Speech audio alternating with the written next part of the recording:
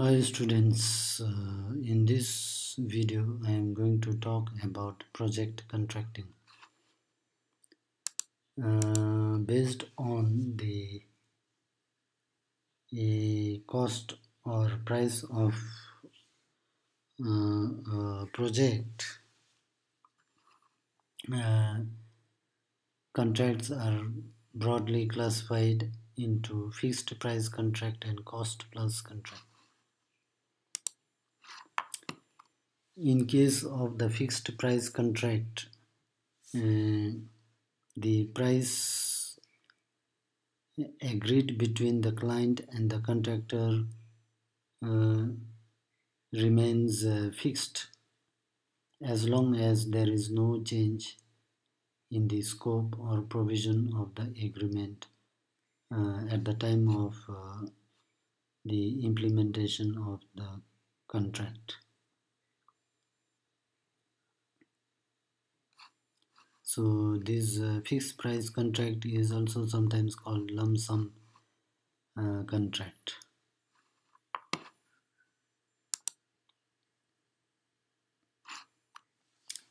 The disadvantage of this fixed price contract is that uh,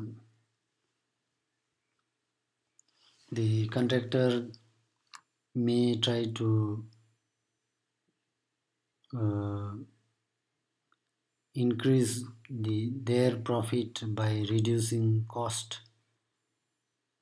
uh, through uh, through few of these means, like using cheaper quality material, performing marginal workmanship, extending completion time for the contractor's own gain, and so on. But the client can reduce these tendencies by stipulating rigid end item requirements and completion requirements, or by supervising the work frequently.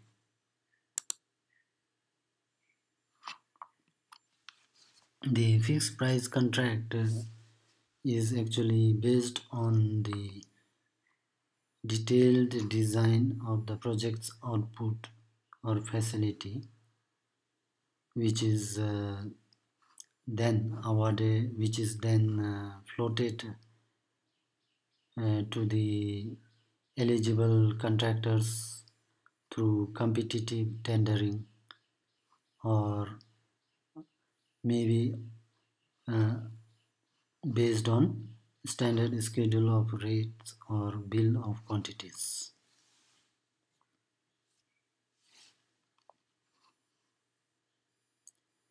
For the contractors, this type of contract is considered to be the worst form, but because there is little reward and no safeguard if they cannot perform the project properly.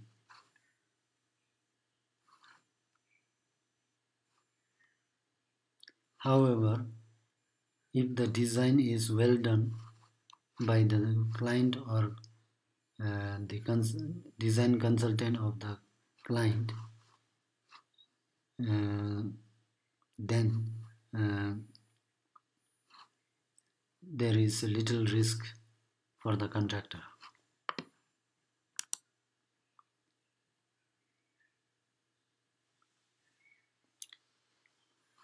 So under the fixed price contract, this is another type or variation which is called design and build based on a scope design.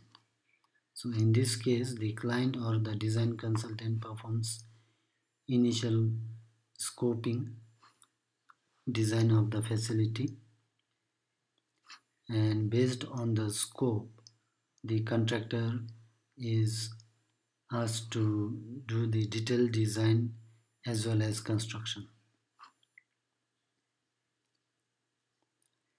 Uh, if the scope of the supply also includes commissioning, then this type of contract is sometimes called lump sum turnkey project.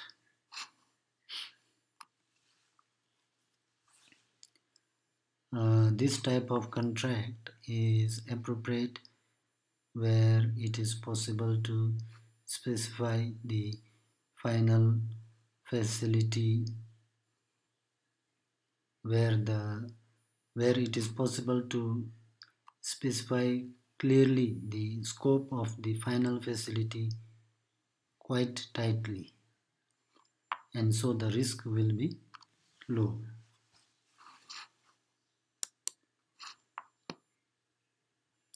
It can also be used in such a situation where the facility cannot be specified quite tightly, but there may be some uncertainty, where it can also be used in such a situation where facility can be specified quite tightly, but there may be some uncertainty in the method of delivery or construction or manufacturing, and only the contractor has the skill to reduce the risk. So in that situation, this type of contract also may be used. So this type of contract can be used where the client or design consultant can make no contribution to the delivery of the plant.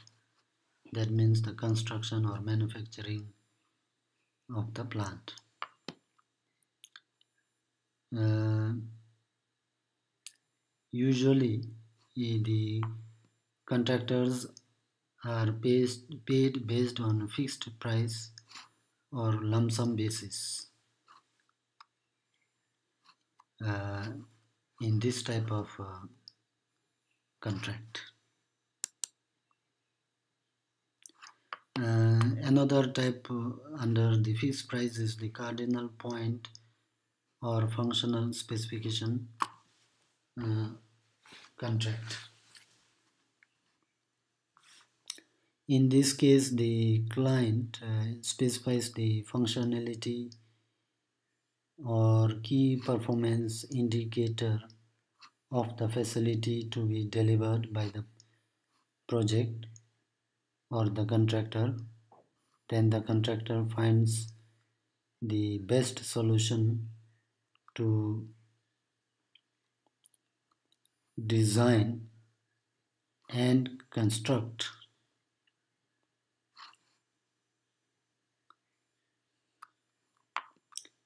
and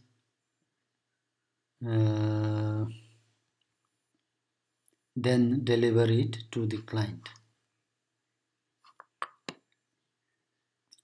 So this type of contract is suited where there is uncertainty about how best to deliver the facility, again to how best to construct or manufacture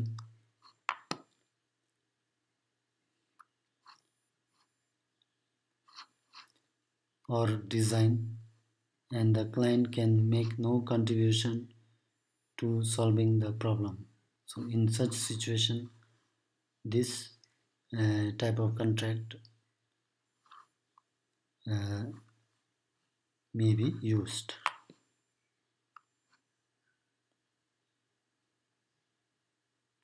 So here also, since this is a type of fixed price contract, the contractor is paid through fixed price contract, and they make their reward by finding the best solution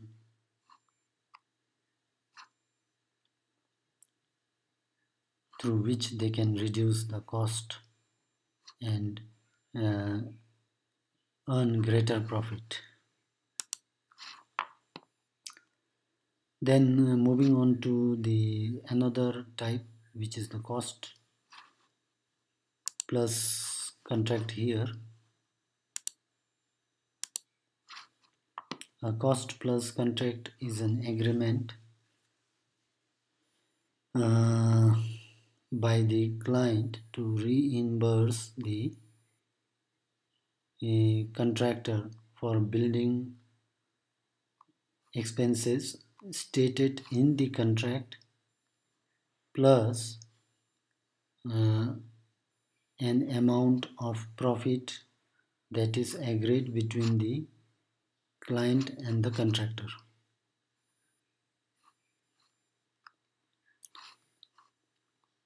So in the cost plus contract, what is done is the expenses uh, in this type of contract, the amount paid to the contractor is based on the actual cost of construction, plus an amount of profit that is given to the contractor on top of the actual cost. In this case, to protect against cost overruns, because it is based on actual um, cost of construction, uh, the contract should be such that no the contract the terms of contract should be such that the reimbursement cannot exceed a specified amount. If this limit is not kept in this type of contract, then contractor may no use his or her liberty to uh,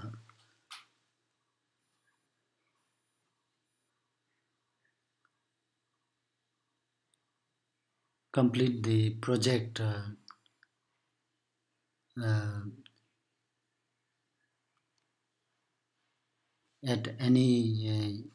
at any cost, which may be which may be very high and which the client may not be able to reimburse.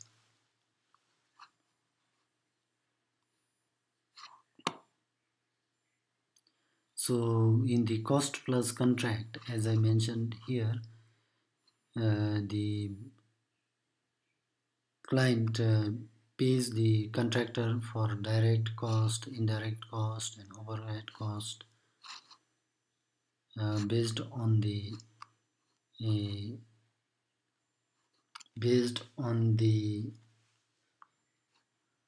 documentation maintained by the contractors uh, on the expenditure made on the construction.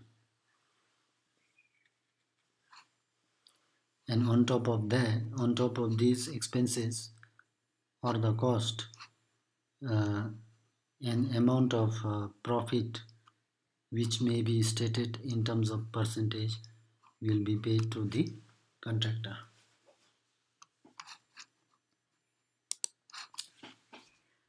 Uh, Another variation of cost plus contract is cost plus fixed fee contract, which is written in short as CPFF. So under this contract, the contractor is reimbursed all the direct allowable cost all the allowable direct cost plus an additional fixed amount of overhead and profit. So unlike the cost plus contract here, which is based on the actual cost, like the direct cost, indirect cost, overhead cost, and the profit based on percentage. In this case, the uh, additional amount on top of the allowable cost is fixed, which is supposed to cover the overhead cost and the profit of the contractor. So this type of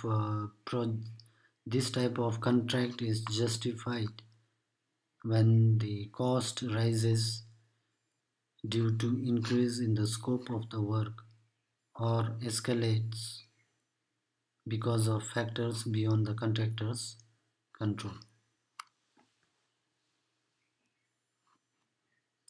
So in this case, unlike this one where the contractor is paid an amount of profit based on the percentage of the contract's full price, here the fee specified is fixed as agreed uh, in the beginning of the implementation of the project before the work is awarded to the contractor.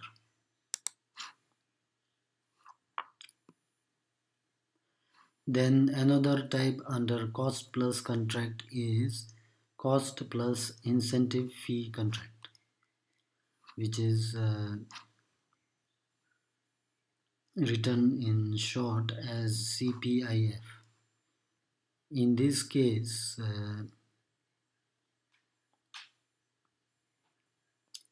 with this type of contract, it alleviates the disadvantage, uh, some of the disadvantage to the client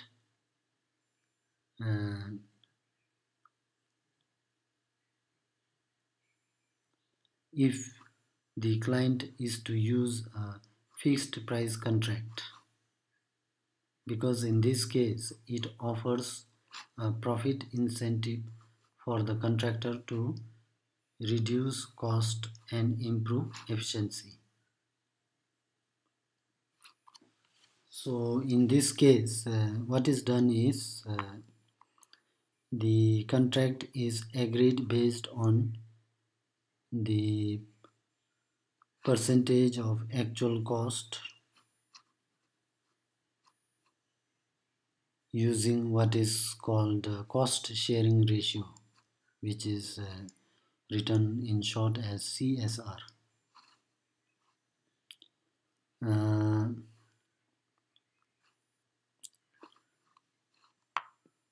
in this contract, the contract specifies what is called the target cost, consisting of cost estimate and the fee.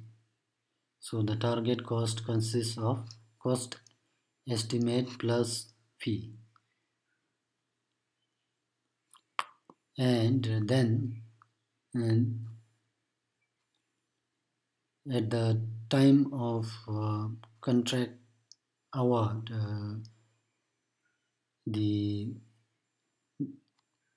cost sharing ratio is agreed between the client and the contractor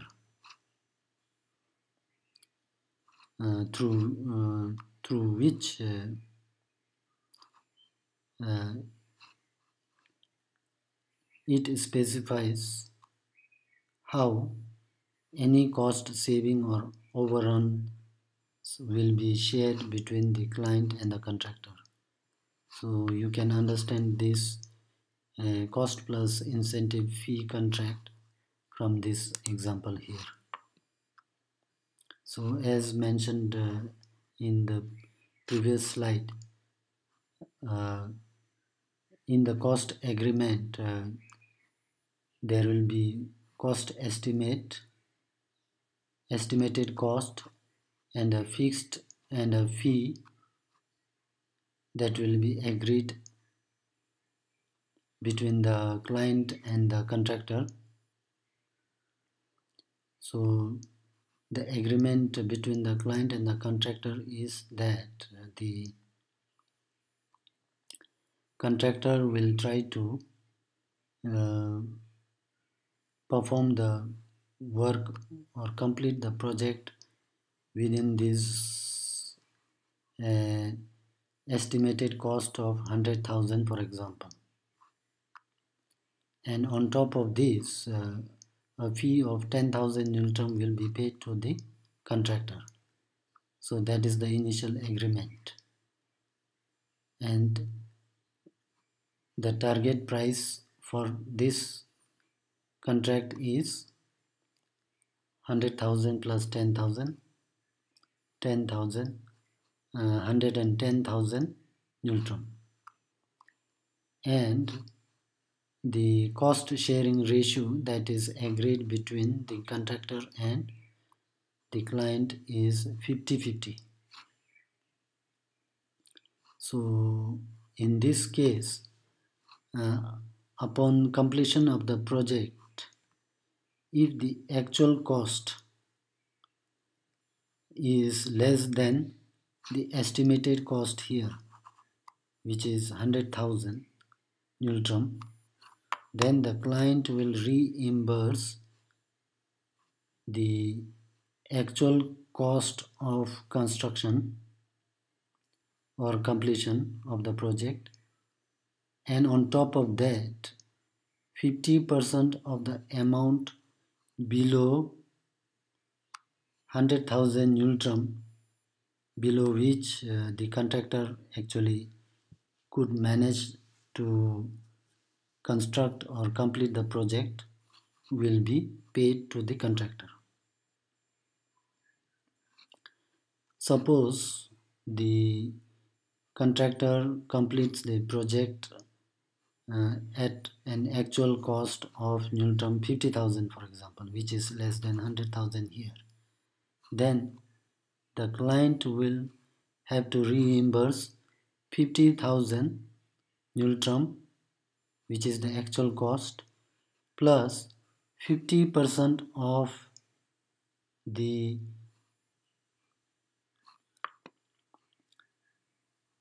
50% of the Newton 50,000, that is the amount below 100,000 Newton, will have to be paid to the contractor. So in this case, the total amount to be paid to the contractor will be then 50,000 plus 50% of 50,000 will be 25,000. So 75,000 Newton plus a fee of 10,000, 85,000 Newton will have to be paid to the contractor upon completion of the project. And similarly, if the actual cost is greater than 100,000 Newton, that is agreed initially, then the client will have to reimburse the maximum ceiling, which is 100,000 Newton, that is agreed initially, plus 50% of the Newton, 50% of the amount above 100,000 Newton, whatever is incurred. So again, in this case, if we take an example of the actual cost as 150,000 Newton, if the actual cost of the project comes out to be 150,000 Newton, then the client will have to reimburse 100,000 plus 50% of the neutron above 100,000, which is 50,000. So 50% of 50,000 is 25,000. So in this case, the client will have to reimburse 125,000 neutron in addition to the fee of 10,000 neutron, which was agreed initially. Okay, and another type of contract is called remeasurement contract.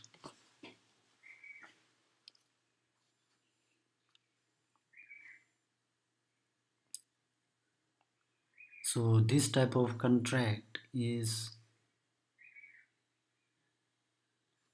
used where the design or type of work can be described in reasonable detail, but the amount or the cost of the project cannot be ascertained. So in this case, the actual contract sum cannot be determined when the contract is entered into. Therefore, will have to be calculated on completion, and this calculation on completion is based on the remeasurement of the actual work being carried out and the tendered rate that is agreed for each unit of work. So in this case, the amount of labor and material used is measured and the contractor is paid according to the agreed hourly or unit rates or schedule of rates that was initially agreed before the project is implemented. Okay, so I'll stop here. Thank you.